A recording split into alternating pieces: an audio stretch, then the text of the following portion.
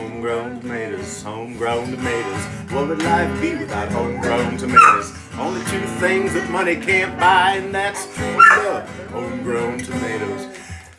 Hey everybody, sorry about the barking. We have one of our grand dogs with us here today, Blue. There, he just went by. Blue, say hello to everybody. He will, I'm sure. I'm being mauled by Gunner and Boomer. It's a rainy day up here on the mountain at Marleywood. It's cold, it's damp, so we're coming to you inside, not outside. Yep, it is Thursday. Q&A Thursday. Q&A Thursday, so we've got some questions to address. One of which I found a slug on my lettuce.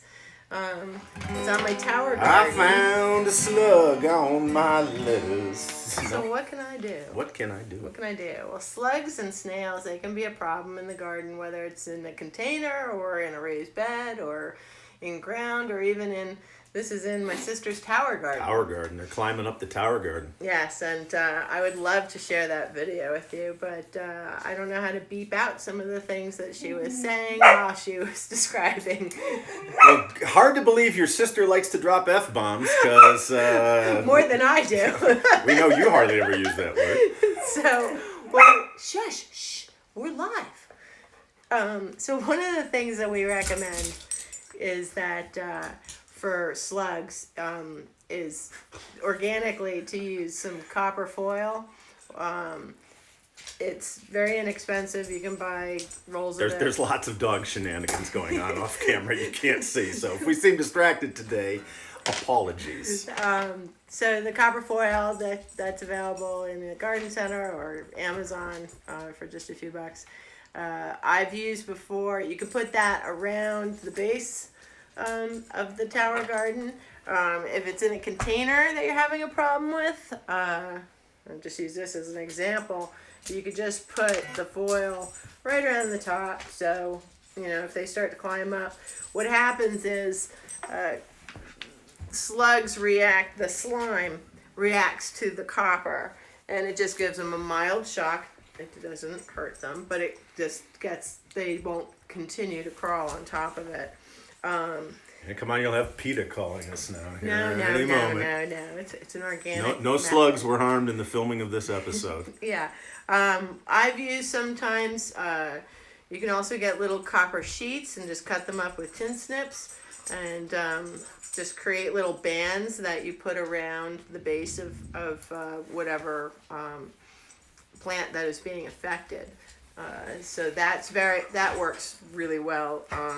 I've read before, how do you say that word? Do I look like I have my reading glasses on? Well, the diatomaceous earth, D-E. Diatomaceous earth. That's used a lot, and it is considered an organic method of pest control. However, I just recently read an article that said that would you not lick my knees on camera, mister? Some of that powder gets on honeybees as well, and on bees, and they end up taking it back to the hive, and it lands up doing more damage to the hive. That's not good. So, the copper, however, that doesn't affect anything. So, except for the slugs or snails that are trying to crawl up your plants and pots. So, another question is, it's mid-June, what should I be doing in my garden? There's so many things that you can be doing right now. If you've got vertical growing plants, your tomato plants are going to... We talked about pinching off the suckers on the tomato plants. That's something you can do right now. If you haven't staked already, definitely you should be staking things now. Your bean plants, your tomato plants, cucumbers, squashes like to go vertical, so there's a whole bunch of different varieties of supports that you should be putting out into the garden by now. It's a good time to do it. Another thing you could be doing right now would be, we always like to, your lettuce or some things you may have harvested at this point. Plant something else. Exactly. Succession planting. Put down some more seed. There's still probably... Still early enough, you can probably still grow lettuce. Yep.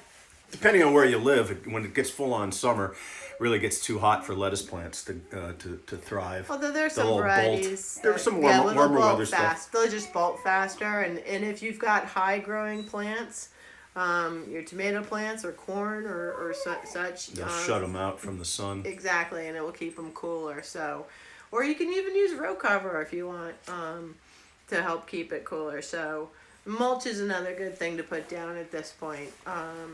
You putting the mulch down, that helps to suppress seeds. I mean, it's not seeds, weeds. Keeps moisture in. You don't have to water as much because it will retain the moisture longer. And it's also a It's also a deterrent. It helps to deter soil-borne diseases from building up, and so that's another good thing. But wait to put your mulch down until after you've seeded, and make sure all your transplants are in, and then you can put your mulch in. Either a straw or a leaf mulch, or like a shredded leaf mulch is really good. You want to? Oh, this is an article I found recently that I thought was interesting. It was a survey. It was America's least. Oh, let's say I don't have the glasses on. America's least favorite vegetables determined in a new survey. Now, So the least favorite. least favorite and most favorite, but people are interested in. I could give you a whole bunch of the mine. negative. Had to put my eyes on. Okay, so what's the number one vegetable that everybody liked? What would Liked or least? liked the most? Tomatoes. No, it was corn. All right. Corn was number one. Corn. That was just kind of funny. Then there was then carrots and tomatoes tied for third, and second place was potatoes. The Homegrown potatoes. homegrown potatoes, yes sir.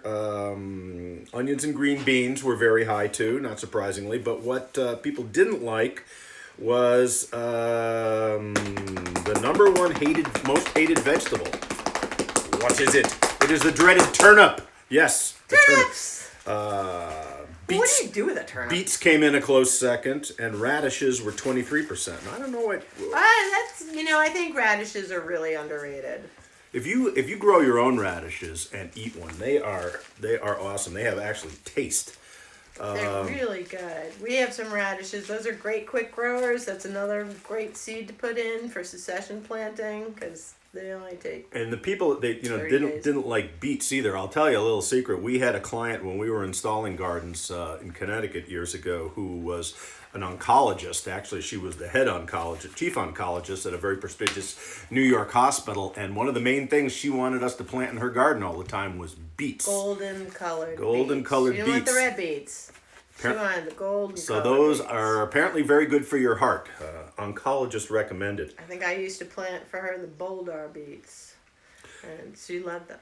But as it says here, that's not all the survey determined. One of the most shocking revelations within the results were that over 25% of the respondents said they never eat vegetables. Oh my God. I hope that's none of you watching Never this here. eating a vegetable. 25% of people. Ever. And of those who do eat vegetables, only a third actually include a vegetable as of their meal. Include vegetables as part of their meal.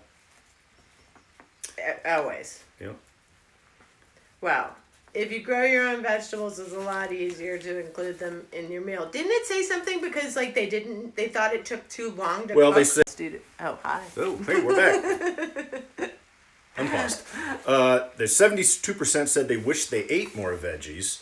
67% said they feel guilty when they fail to eat vegetables. As you should. So what's holding them back? The biggest reason Americans don't eat more vegetables is because their produce spoils before they get a chance to eat it. That was 25%. And 1 in 4 Americans, I don't know why they don't go with 25% this time, but it is, also say that vegetables simply cost too much and they take too much time to prepare. Okay, well, let's address some of these things, all right? Because, okay, I know that before, when I used to live in the city and I wanted to be healthy and I didn't have a garden or anything, I would go to the grocery store and I'd be like, I'd pick a bunch of vegetables and everything and bring them home. And maybe that night I used a few of them. But, yeah, I could see where, because you go and you end up, vegetables, first of all, the ones you get in the store have traveled so far and so long that They didn't have taste to start off with. So. but also they're going to spoil faster too. That's one of the best things that I discovered when we started to have a garden, was that, you just go out to the garden. Vegetables actually have taste? Well, they have taste, but they last longer because, you don't pick them until you're about to use them. Well, most produce it's picked and it ripens on the way. Right. I mean, it's... Or you pick them because, and even if you pick them and you put them in your, your crisper, they'll last longer than anything that would have been at the store, because the store, it's traveled like 1,500 miles or whatever. They take too long to prepare? How does it take too long to prepare a vegetable? That really confused me, because vegetables, for the most part, are faster. I mean, unless you're making like a stew or something, but I mean, like... Eat them raw. Steam them. Nuke them. Boil them. But I mean, none of which it takes longer than like grilling a steak. Well, I don't know what they're eating that's faster to prepare than vegetables, unless it's a Pop-Tart or something. But, so we just thought that was really interesting. We wanted to share it with you guys. And the last thing before we go is I wanted to talk about. Do you know what 2019 is? The year before 2020? No, well, according to the National Garden Bureau, they've declared... I know, yesterday was National Martini Day. I know, when we celebrated that. The National Garden Bureau has declared 2019 the year of the Snapdragon. So I brought in some of our Snapdragons. The year of the Snapdragon. You can see the Snapdragons. So the Snapdragons, these are great for your garden. And you know what? They're slowly... They're becoming my second favorite flower in the garden. You know why? They're one of the first flowers because they love cool weather. So in the cool spring, when it's too cool for some other flowers, snapdragons, they love that. But then when it gets hotter in the summer, they just go slightly dormant. But they don't die. And then in the fall, when everything gets cool again, boom! They come back. Oh my God! And they're big back. and they're beautiful, and apparently people like to play with them and snap them. Of course, you snap them open. You make them talk or something. Hello, I'm the smuggler. They come in all sorts of beautiful flavors. They're delicious. No, you don't. Some parts of a snapdragon. Nope. You don't eat them. They're not edible. They're fragrant. They're much more fragrant. People don't realize how fragrant snapdragons are. And for that, they're really good pollinators. They bring in all sorts of, beneficials to the garden for pollination. Honeybees, not so much, but all the other bees, yes. So, hi, Blue. You want to make your... Oh, see? Here's Blue. One of our grand dogs. This is our grand dog, Blue. His debut. Yeah. Mommy's coming back soon. In a couple weeks. But anyway, so... Add some snapdragons to your garden, and send us any of your questions for next week. We'd love to help you out with anything that you might be having a problem with in the garden. Look us up on Instagram and Homegrown Tomatoes. Homegrown Facebook, tomatoes. What would life be without Pinterest, homegrown and tomatoes? check us out on our YouTube channel. Oops, sorry. Can't buy, We'll see you next week. Love and homegrown tomatoes. Have a great weekend, everybody. Peace out, peeps.